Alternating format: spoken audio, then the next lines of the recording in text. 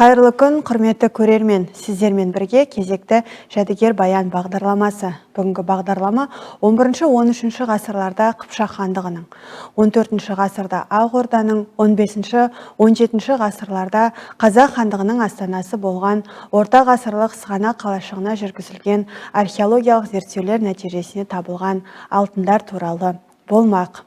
Қазақ әйелдері ежелден киімнің тәуірін киіп, әшекейдің асылын тағынған.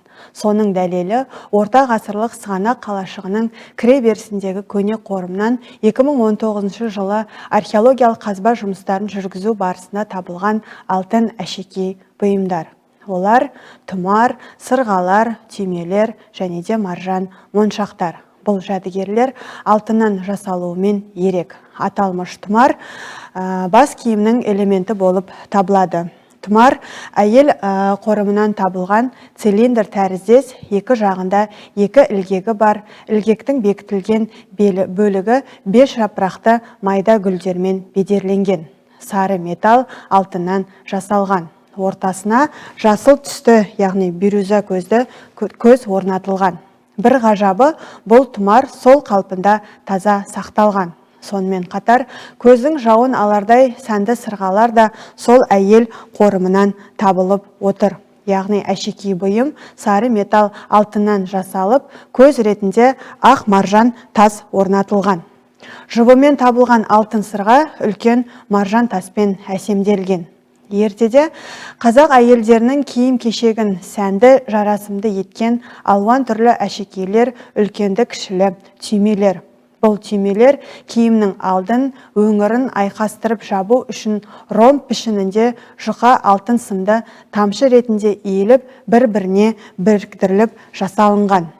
Қайталанбас әшекей бұйымдар 13-15 ғасырлармен мерзімделеді. Келесі бас киімнің элементі болып табылатын моншақ. Ақ түсті інжу маржан тастардан жалпы көлемі әртүрлі пішіннен құралған. Моншақтардың ұсақ шар тәрізді, сопақша қырлы, тағы басқа түрлері көптеп кездеседі.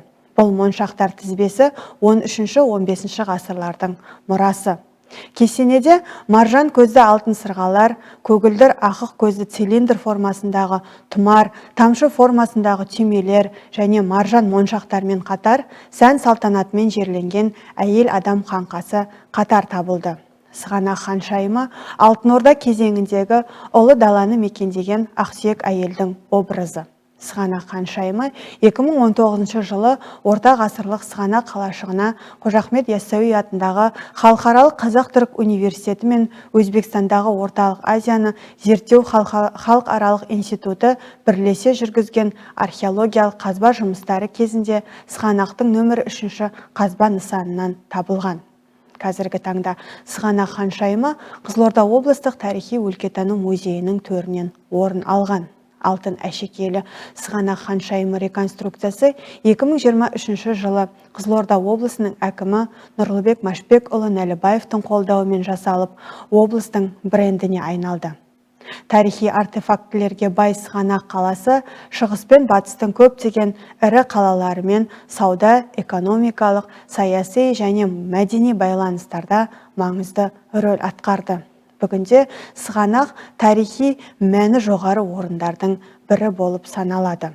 Осындай артефактілермен танысқыларыңыз келсе, музейге келіңіздер. Келесі кездескенше аман сау болайық.